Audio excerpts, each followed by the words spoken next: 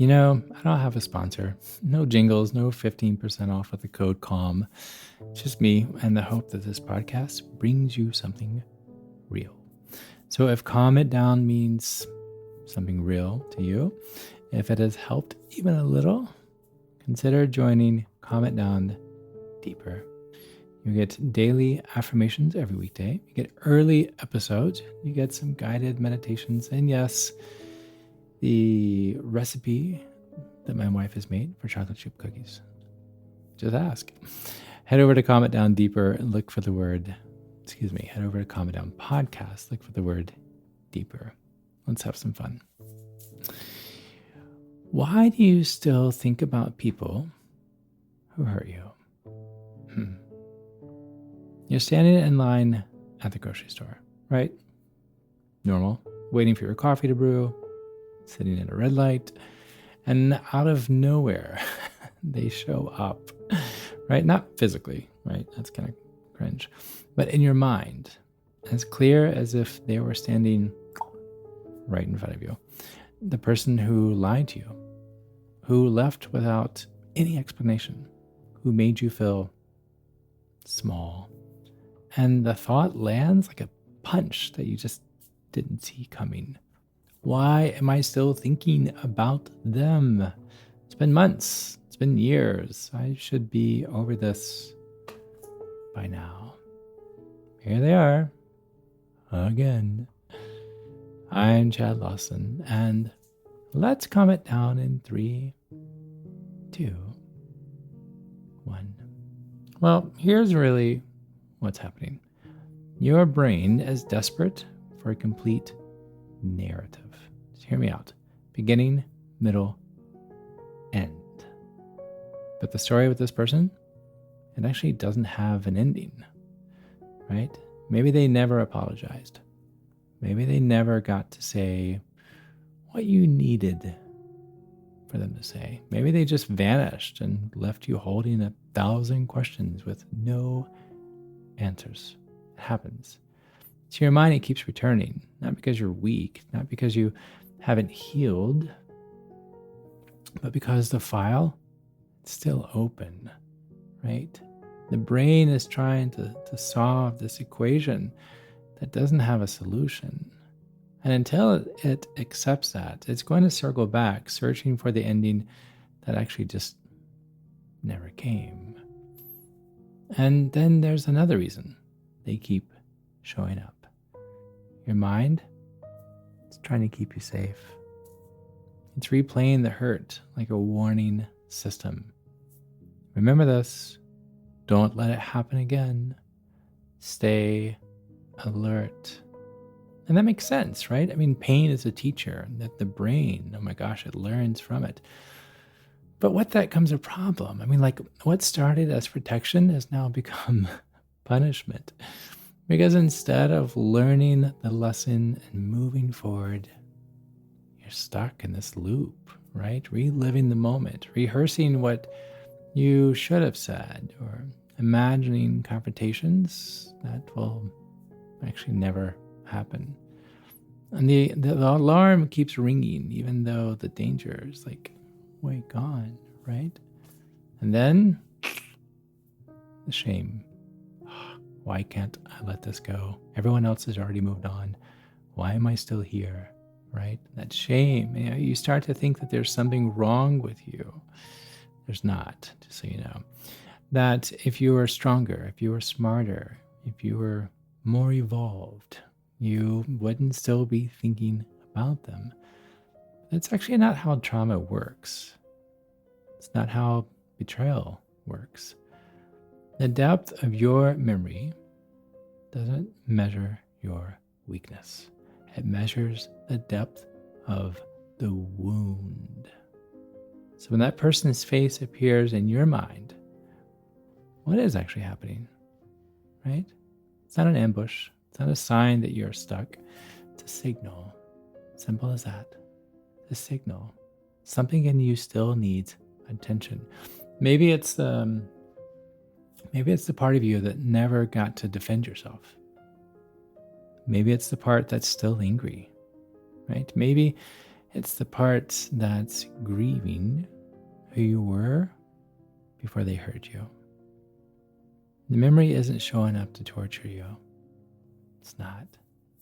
It's showing up because it needs care. So here's the hardest part. Name it. Sometimes you think about them not because you miss them, but because of what they took.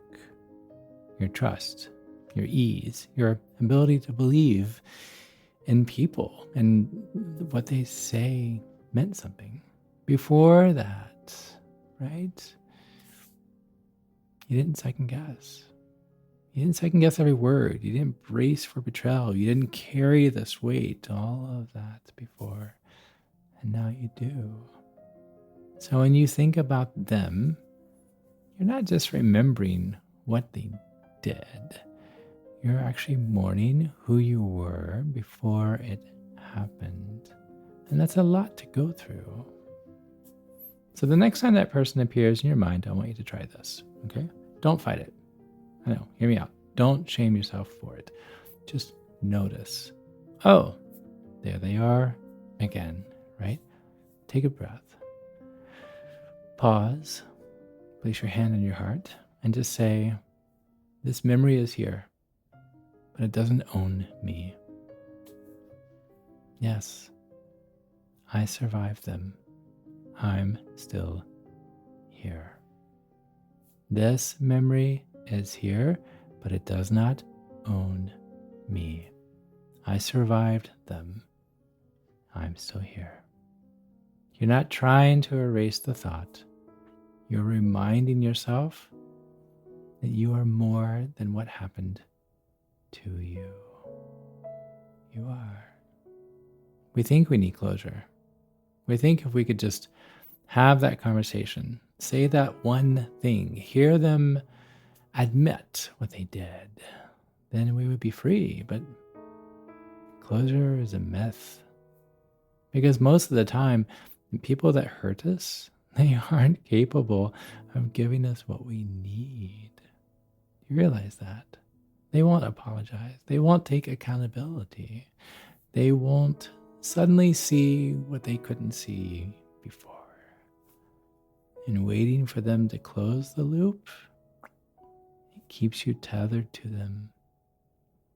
So here's the truth. Closure doesn't come from them. It comes from you.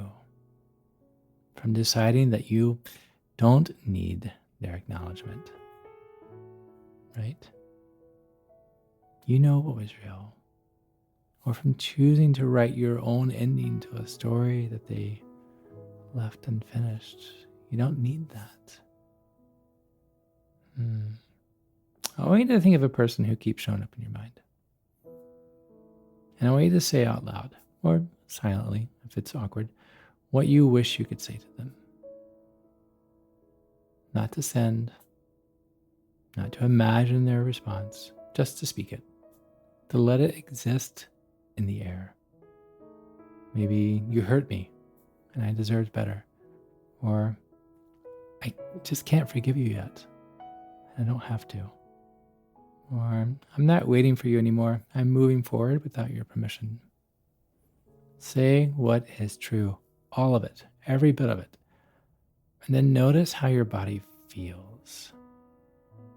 Because sometimes just giving voice to the unsaid, that starts to loosen the grip. It does. And people will tell you to forgive and forget, as if forgiveness is like this little switch that you can just flip. But forgiveness isn't about them. And it's definitely not about forgetting. Forgiveness, if you choose it, it's about releasing the expectation that they'll ever make it right. Let's make that clear. It's about unhooking yourself from the story where they finally understand and apologize and undo the damage. Because they won't. And you don't need them to. You can heal without their help. You can heal without their help. And then eventually, if you keep meeting these memories with gentleness instead of shame, something shifts. Just watch, right? The thoughts will still come, but they don't hit as hard.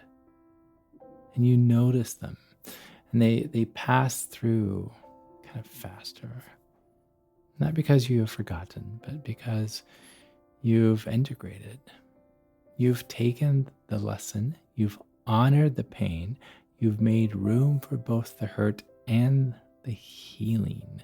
And slowly, the person who once lived rent-free in your mind becomes just a memory. Not erased, but no longer in control. So if you still think about someone who hurt you, it's okay. You're not broken. You're not weak. You're not failing at healing. Your mind is simply trying to make sense of something senseless. And the answer isn't to force yourself to forget. It's not. It's to meet the memory with compassion, with breath, and with the knowledge that you survived. They showed up in your life, right? They caused pain, but they don't get to stay. They don't. They don't get to stay. Thank you. Thank you for listening. Thank you for living.